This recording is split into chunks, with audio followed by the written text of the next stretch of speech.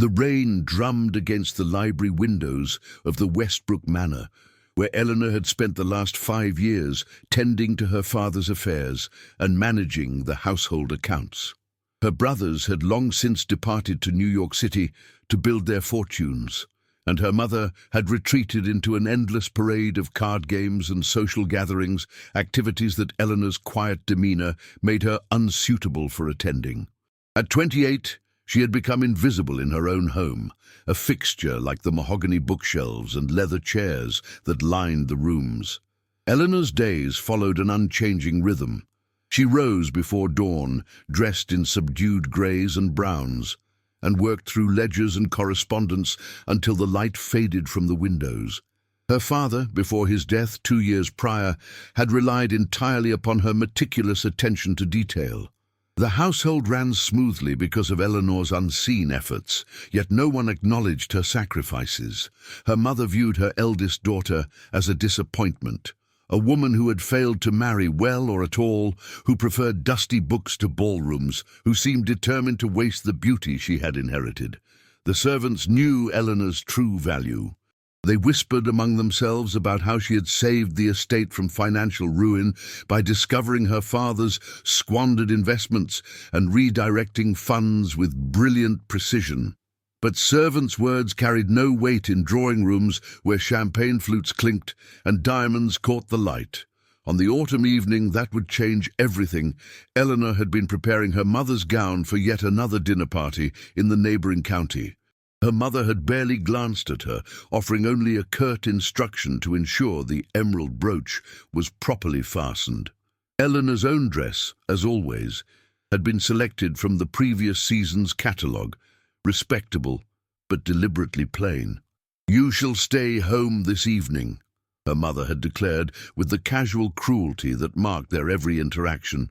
"You'll only cast a shadow over the celebration. Besides, Mrs. Thornton specifically requested that the attendees be those of particular social standing." The final words had been accompanied by a pointed glance that made Eleanor's cheeks burn, though she had learned long ago not to protest. Instead of retreating to her room, Eleanor had wandered to the library, where she found solace among the volumes of history, philosophy, and poetry that her father had collected. She had curled into the window seat with a worn copy of Tennyson, her fingers tracing the familiar lines of verse that had comforted her through countless lonely nights. The letter had arrived the next morning, delivered by a courier whose fine uniform and dignified bearing suggested he was employed by someone of considerable importance. Eleanor had been in the breakfast room, reviewing the household accounts, when the butler had presented it to her on a silver tray. The envelope bore her name, Eleanor Westbrook, written in an elegant, precise hand. The seal was unfamiliar to her, a shield bearing the outline of a castle, surrounded by ornate scrollwork.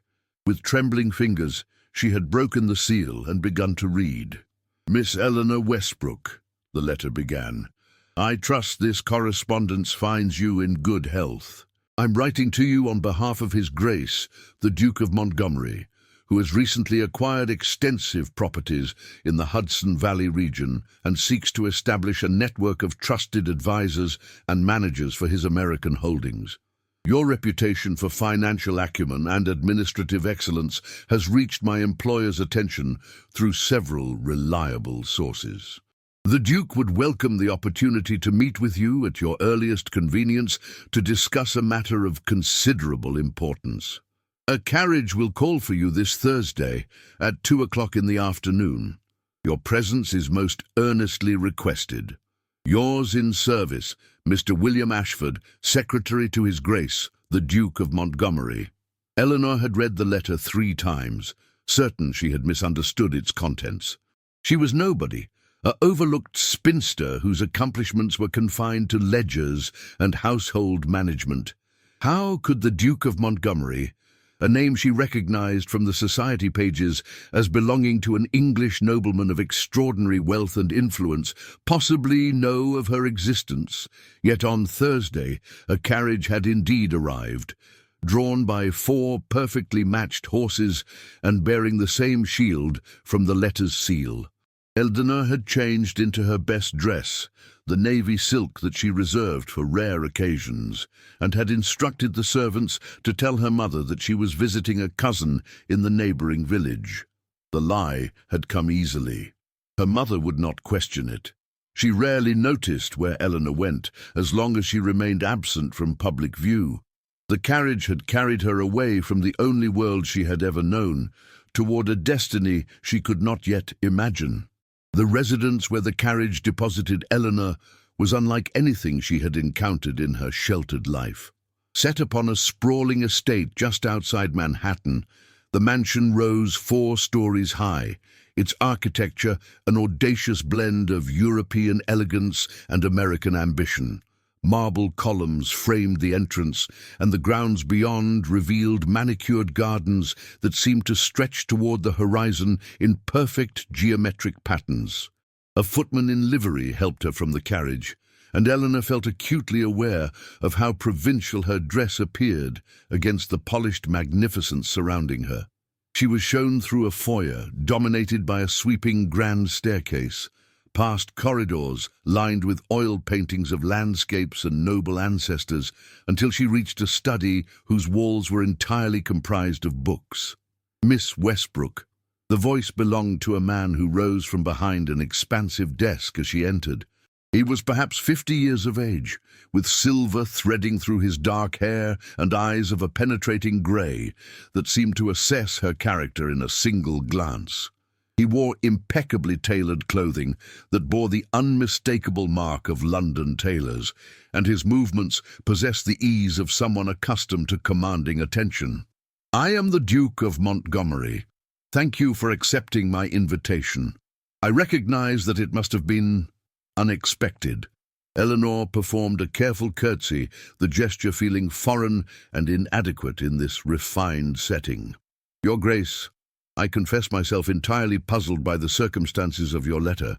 I cannot imagine how you became aware of my existence, let alone my administrative capabilities."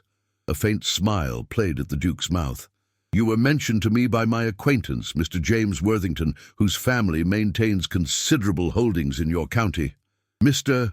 Worthington's banker chanced to examine some property deeds related to your family's estate, and was so impressed by the annotation and organization of your father's documents that he inquired about the individual responsible. Your name arose repeatedly. Mr. Worthington, being a man of astute judgment, deemed the matter significant enough to bring to my attention. Mackie." He gestured for her to sit, and Eleanor found herself settling into a leather chair opposite his desk, her posture rigid with anxiety. "Mr. Worthington described you not merely as competent, but as someone possessed of genuine talent, someone capable of managing complex financial matters with both precision and creativity. He suggested that you had rescued your family's estate from a precarious position through strategic intervention. I confess, such abilities are increasingly rare among individuals of my acquaintance, particularly among women, who are so often discouraged from developing such skills. I merely attended to my father's affairs, as was my duty," Eleanor said softly, though her heart had begun to race. "I took no particular credit for such work." "Precisely," the Duke replied, his tone suggesting approval. "You performed excellent work without seeking recognition. That speaks volumes about your character. Now, Miss Westbrook, I shall endeavor to explain the circumstances that prompted my reaching out to you. I have recently inherited considerable estates here in America, properties that have been managed by subordinates of varying competency for nearly a decade. The financial records are in considerable disarray. The men tasked with overseeing my interests lack the vision to optimize returns or to manage the estates with the efficiency they deserve. I find myself in need of someone with both the capability and the integrity to restore order to these holdings." Eleanor's mind whirled with the implications of his words. "Your Grace, surely there are men far more qualified than I." "Men," he interrupted, but without harshness, "are often constrained by pride. They resist suggesting alterations to established systems because acknowledging previous errors would diminish their standing. Moreover, I have discovered through experience that many men lack the patience for the meticulous detail work that financial management demands. They seek quick profits rather than sustainable growth. I suspect you, Miss Westbrook, would approach these matters with a longer view and a more comprehensive understanding. He rose and walked to the window that overlooked the grounds. I am making you an extraordinary proposition. I wish to engage you as a consultant to audit my American holdings and to implement necessary reforms. I will provide you with complete access to records, accounts, and property data. You will report directly to me. The compensation will be substantial, considerably more than any woman of your acquaintance has likely earned. Moreover, I will expect you to take a position of prominence in my household. You will be presented as my valued advisor, a woman of considerable accomplishment, rather than as a mere employee. You will attend dinners, social gatherings, and public events at my side. In short, Miss Westbrook, I am offering you entry into the highest circles of American society. Eleanor's throat had constricted. Your Grace, This is extraordinarily generous, but I must ask, why would you make such an offer to someone you have never met? What assurance can you have that I am trustworthy? The Duke turned from the window, and Eleanor saw in his expression something that might have been sadness. I'm a man who has spent his life observing human nature. I have encountered ambitious individuals who will stop at nothing to advance themselves. And I have encountered genuinely exceptional people who do excellent work in obscurity, asking nothing but to perform their duties with integrity. You, Miss Westbrook, strike me as belonging to the latter category. As for assurance, I have had you investigated thoroughly. Your reputation among those with knowledge of such matters is impeccable. You have never engaged in deception, never acted out of self-interest at the expense of others, never sought recognition for accomplishments that were not yours. These qualities are valuable beyond measure. He extended his hand across the desk. What do you say, Miss Westbrook? Will you accept my offer? Eleanor had stared at his outstretched hand, understanding that to accept it would be to step across a threshold from which she could not return. Her old life would be rendered impossible, her mother would be scandalized, society would whisper that she had somehow manipulated her way into extraordinary circumstances. Yet remaining in that old life meant continuing as she had always been, invisible, undervalued, forgotten. She had taken his hand. The changes that followed were executed with astonishing efficiency. The Duke had provided Eleanor with an apartment in the mansion's east wing, staffed with servants of her own. He had arranged for a carriage to transport her to her family home, where she had informed her mother, in the briefest possible interaction, that she had secured a position with a European family of considerable standing. Her mother had been too occupied with a game of whist to ask more than cursory questions, and her brothers, when Eleanor had sent them a carefully worded letter, had seemed indifferent to the revelation. The real transformation began on Eleanor's second week in the Duke's household. A seamstress arrived, accompanied by bolts of the finest fabrics Eleanor had ever seen, silks and satins in jewel tones that made her breath catch. The Duke appeared as the woman was taking Eleanor's measurements, and he offered his opinions with surprising insight. The emerald will complement her complexion admirably, he had said, running a length of fabric through his fingers with evident appreciation. And here, this gold silk for evening wear. Miss Westbrook has been dressing to be overlooked. We must instead dress her to be seen. Eleanor had felt her cheeks flush at his scrutiny, yet she had not protested. The gowns that emerged from the seamstress's workshop over the following weeks were nothing short of magnificent. They were cut in the latest styles, with careful attention to enhancing her figure rather than concealing it. Colors that she had never been permitted to wear suddenly opened up before her. Sapphire blues, deep crimsons, rich purples that made her dark eyes seem to glow from within.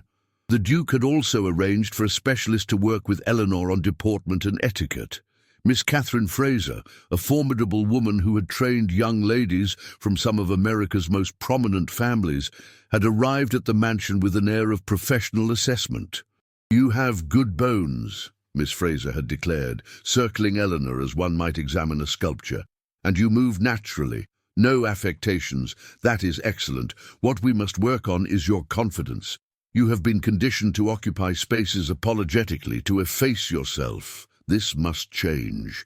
You will enter a room as though you have every right to be there. You will speak with the authority that your knowledge grants you. You will look people in the eye and let them see that you are not intimidated by their social position." For 2 hours daily, Eleanor practiced. She walked the length of the mansion's corridor while balancing books upon her head. She spoke aloud passages from literature, developing her voice until it carried conviction. She rehearsed conversations with Miss Fraser, who played the role of society matrons and their daughters, teaching Eleanor how to navigate social discourse with grace and intelligence. The financial work proceeded in tandem with this preparation. Eleanor was provided with an entire room adjacent to the Duke's study, outfitted with desks, filing systems, and ledgers containing the records of his American holdings. She worked with meticulous precision, uncovering inefficiencies and corruption that had been costing the Duke thousands of dollars annually. She discovered that his land manager in Connecticut had been underreporting harvests and pocketing the difference.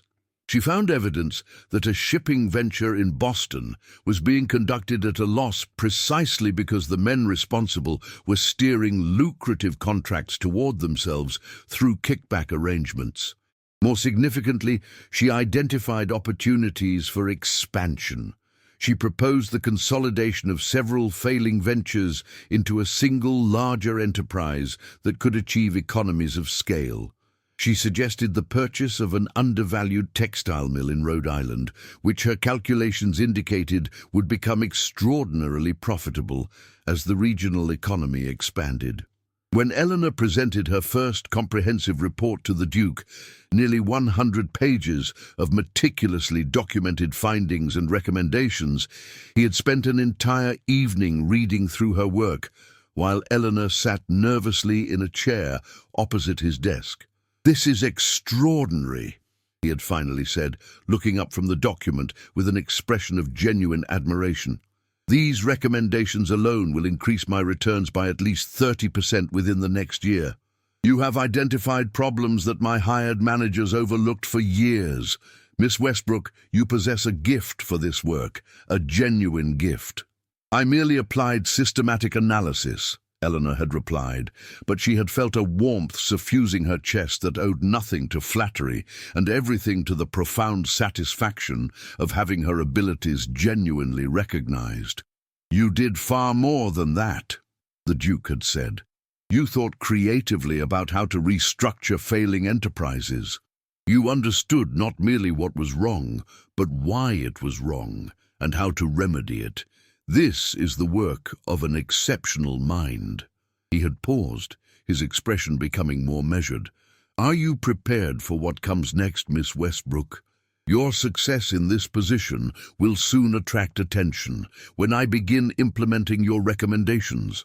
When the people whose corruption and incompetence you have exposed realize that change is coming, there will be those who seek to undermine you.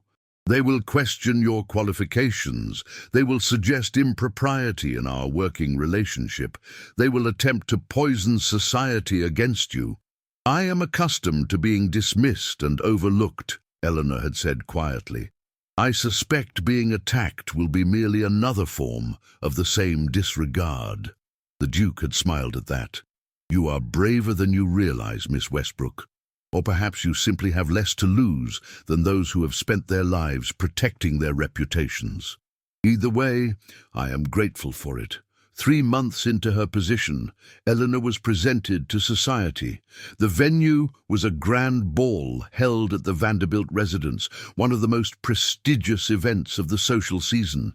The Duke had had a gown created specifically for the occasion, white silk with pearl embroidery that seemed to catch the light as though Eleanor's dress itself were luminous. Her dark hair had been arranged by the Duke's personal hairdresser in an elaborate style that combined classical simplicity with sophisticated detail. When Eleanor had looked into the mirror that evening, she had barely recognized herself. The woman reflected back at her was elegant, confident, and undeniably beautiful. The transformation had been so complete that even the Duke had seemed momentarily stunned when she had descended the staircase to meet him. "You are radiant," he had said simply. The ballroom itself was a vision of grandeur, crystal chandeliers casting golden light across mirrors that multiplied the illumination infinitely.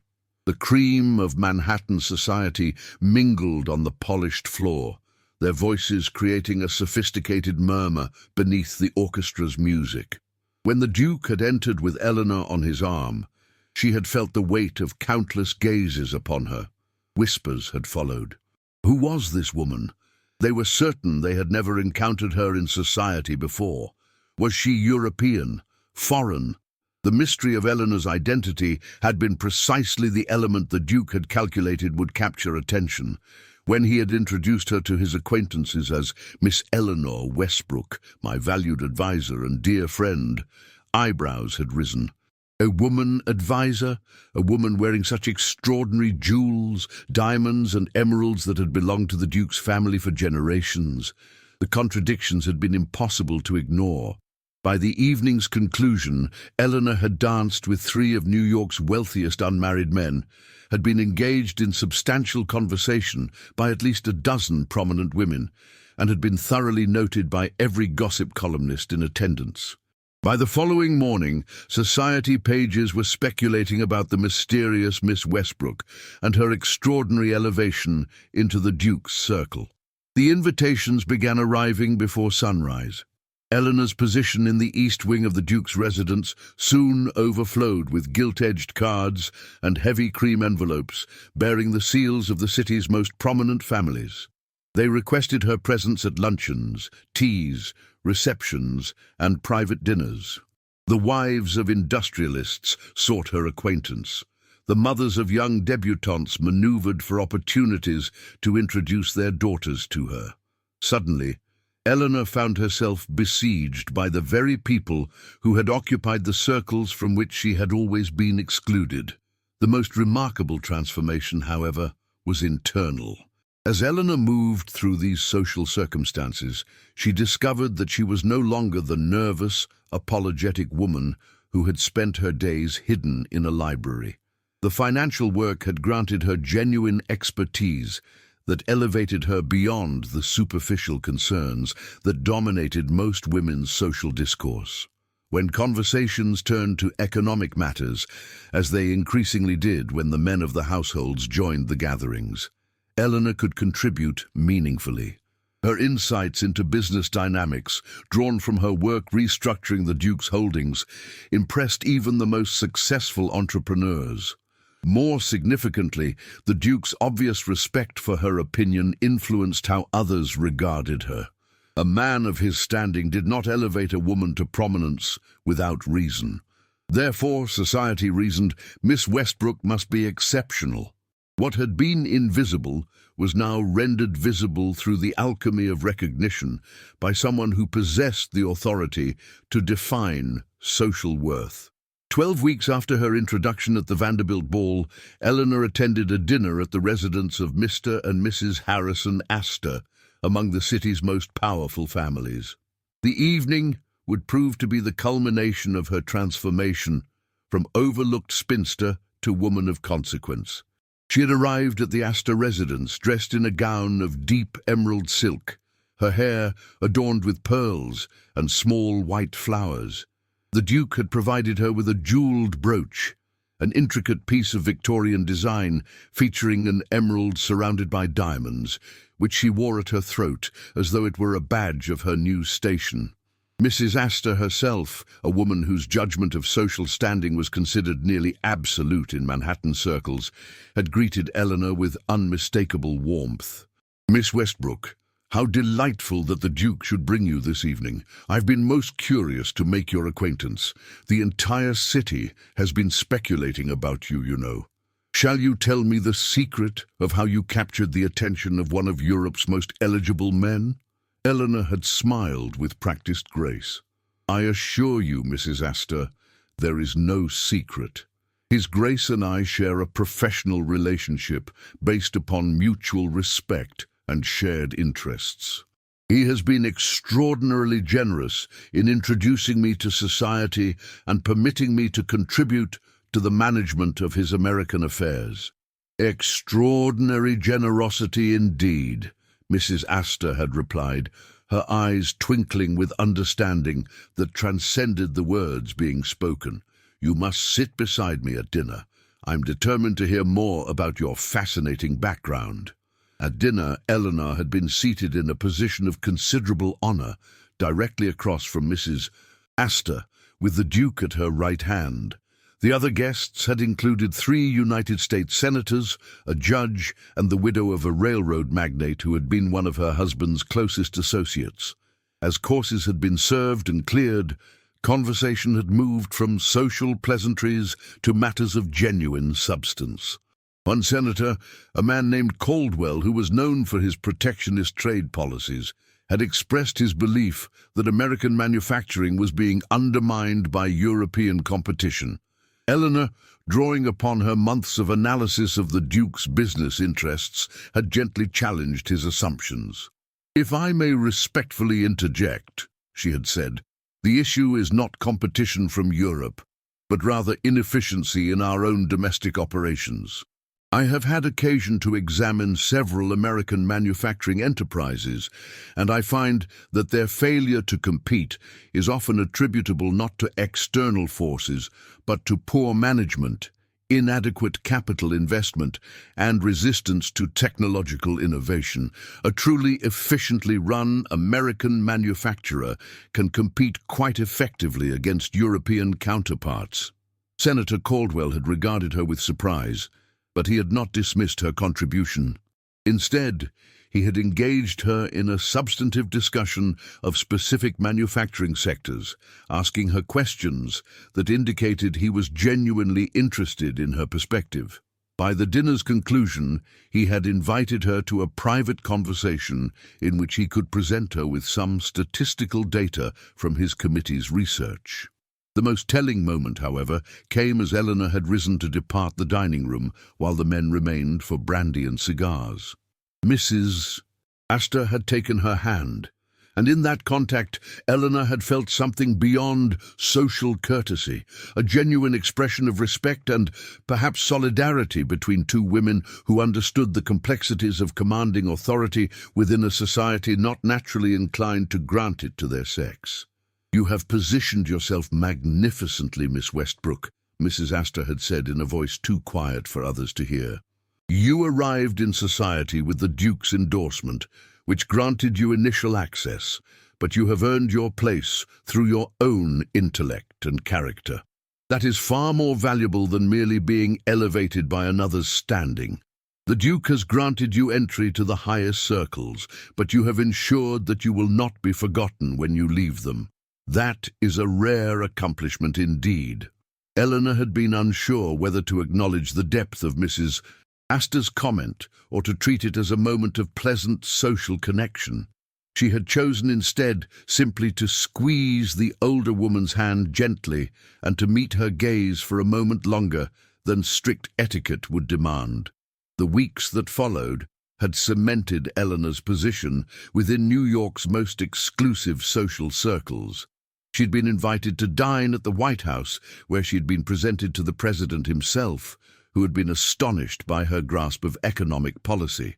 She had established a friendship with the wife of a Supreme Court justice, a woman of intellectual distinction who had recognized in Eleanor a kindred spirit, a woman whose mind was too active to remain confined within the narrow parameters of conventional femininity. More profoundly, Eleanor had discovered that her work remained ongoing and had indeed become more significant. As the Duke's recommendations had been implemented and his enterprises had begun to flourish, Other wealthy individuals had sought her counsel. She had begun to advise on several external ventures, carefully structured through the Duke's office to protect her reputation, while still allowing her to utilize her talents. One evening, as Eleanor and the Duke sat in his study, a space that had become as familiar to her as her own quarters, he had placed a document before her. It was a legal instrument of considerable complexity, granting Eleanor authority to manage a substantial portion of his American holdings independently. She had looked up at him, confused. "I wish to make this formal," he had said simply. "You have proven yourself not merely capable, but invaluable. You have earned authority. This document ensures that should anything happen to me, your position remains secure and your influence continues. Moreover, it signals to the broader business community that you are not merely my advisor, but a genuine principal with real power. I am placing my trust in you, Miss Westbrook, and I wish the world to understand the depth of that trust."